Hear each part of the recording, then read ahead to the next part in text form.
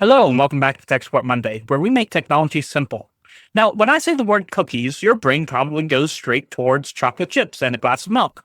Unfortunately, the ones we're talking about today don't taste nearly as good. These cookies live on your computer, your phone, and even in your favorite apps, quietly keeping notes on what you do online. They're part of a much bigger system that helps websites remember you, but can also be used to help advertisers, apps, and even stores track you. In today's video, we're going to dig into how this all works, how cookies follow you, how your devices talk to each other, and what small steps you can take to keep your private life, well, private. So grab a snack, a real cookie if you'd like, and let's dive in.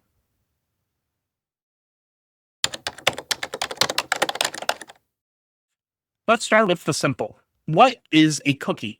Well, a cookie is a small piece of data that a website stores on your device. Think of it like a digital sticky note. Something that says, hey, this person likes dark mode, or hey, they added this to their cart last time they were on here.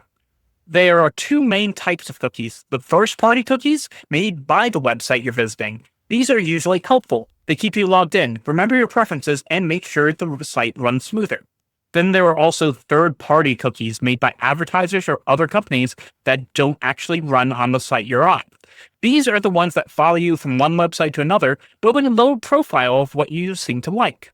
Here's an example. You look at a toaster on one website, then later, that same toaster starts showing up in ads on social media. That's not magic. It's those third-party cookies saying, hey, we know this person's been shopping for toasters. Cookies by themselves aren't evil. They help websites work the way we expect them to. The problem is how many companies can access that data and what they do with it afterwards.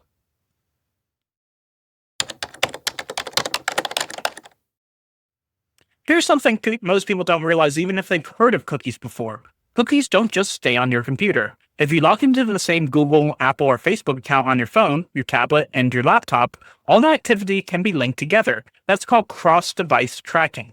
So if you look up recipes on your phone, then later see ads for cooking utensils on your computer, that's not coincidence. These systems recognize it's still you, even on a different device. And it goes even further. Some smart TVs, streaming boxes, and even voice assistants share anonymous data about what you watch or say. It's all used to make your profile more complete so that advertisers can predict what you'll click on next. Now here's a simple tip that most people don't think about. Use different browsers or profiles for different things. Maybe one for work, one for personal browsing, and another just for shopping. It helps break up the digital identity and keeps companies from connecting all your habits into one big picture.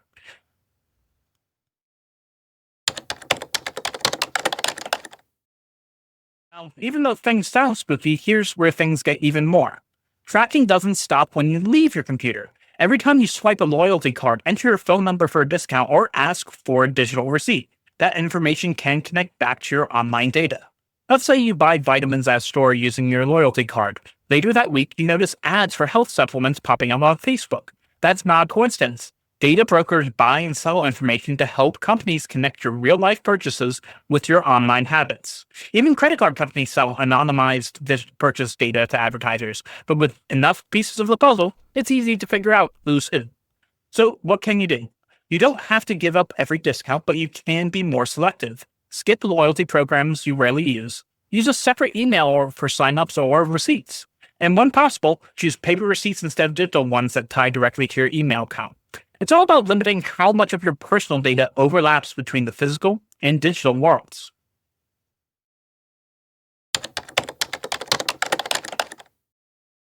Many free apps make money by collecting your data. They might track your location, access your contacts, or even listen for voice commands, often when you're not using them. Take a few minutes to review app permissions on your phone. Turn off location access for apps that don't need it, and disable ad personalization in your device settings. And if you want to clear your cookies, here's a quick guide. On Chrome, desktop, or phone, go to Settings, Privacy and Security, Clear Browsing Data, Cookies and Other Site Data. On Safari on Mac and iPhone, open Settings, Safari, Clear History and Website Data. And on Firefox, go to Settings, Privacy and Security, Cookies and Site Data, Clear Data. A word of caution though. Clearing cookies will log you out with most websites and erase things like saved shopping carts or settings. It also doesn't delete the data that companies have already collected and connected to your online profiles. It only resets what's stored locally on your device. Still, a good habit to clear cookies occasionally, like giving your browser a quick fresh start without breaking everything else.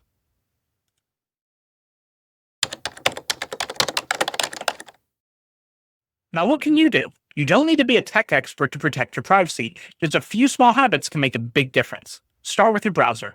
Use privacy focused browsers like Firefox, Brave, or Safari, which automatically block many third party trackers. Install privacy extensions like uBlock Origin, Ghostery, or Privacy Badger to stop hidden tracking scripts. And turn on delete cookies when the browser closes. It keeps the site functional during the day, but wipes tracking data at night when you close your browser. Email habits help too. With Gmail, you can add a plus tag to your email address when signing up for things. For example, your name plus shopping at gmail.com. If you later get spam to that address, you'll know who shared it. And here's a big one. Incognito mode doesn't make you invisible. It only hides your activity from other people using your device. Websites, your internet provider, and advertisers can still see your traffic. Privacy isn't about disappearing completely. It's about understanding what's being collected and setting limits that feel comfortable for you.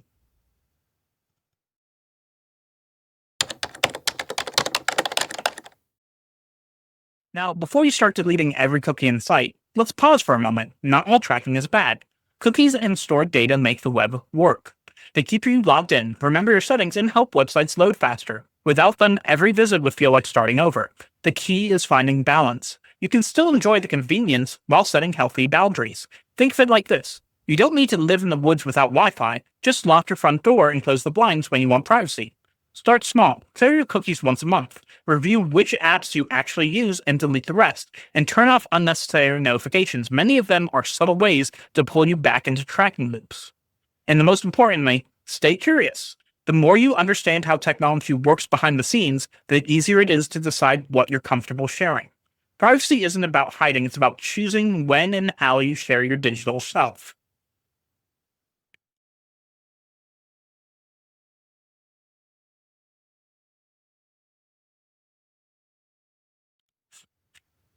Great question, Emily. It can sound like extra work, but think of it like using different bags for different errands. One for groceries, one for gym clothes. Less mess and mix up later.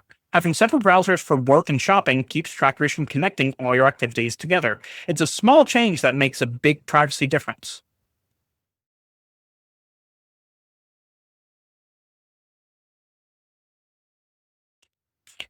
You're not alone, Michael. Those pop ups became common because of privacy laws like GDPR in Europe, which require websites to get your consent before tracking you.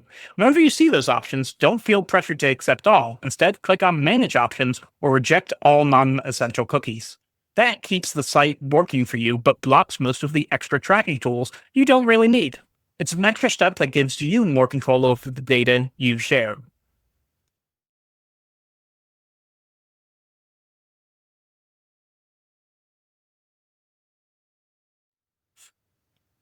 Great one, Sarah. A VPN hides your internet traffic from your internet provider and makes it harder for websites to know where you're connecting from, but doesn't stop all tracking. Cookies, account logins, and app permissions can still collect data about you. A VPN is one layer of protection, not a total shield.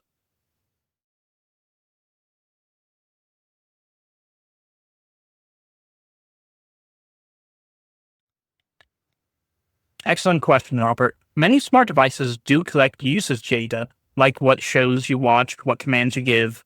It's used to improve recommendations and advertising. You can usually limit that in the device's privacy settings, look for voice recordings, viewing data, or personalization options, and switch them off.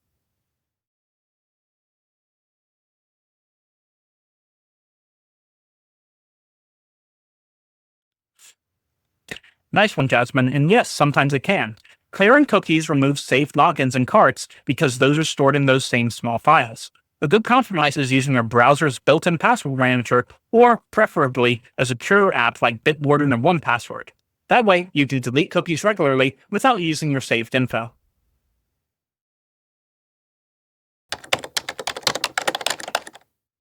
So to recap, cookies help the internet remember you, but they also help companies learn a little too much about you. Understanding how tracking works from cookies to apps to store data gives you the power to make smarter choices online. You don't have to block everything or disappear from the internet. Just take small, intentional steps to keep your information in your control. I'd love to hear from you. Have you ever noticed an ad that followed you everywhere? Or do you have questions about how to protect your data online? Drop your thoughts and questions down in the comments, and we might feature them in next Monday's tech video. And if you found this video helpful, don't forget to like, comment, and subscribe for more simple tech tips every week. And if you or your business are ready to take control of your digital world from your website to your online privacy, visit us at 123mapwebsites.com, where we make technology simple. Thanks for watching, and I'll see you next time on Tech Support Monday and on our Tech Support Wednesday, where we make technology make sense.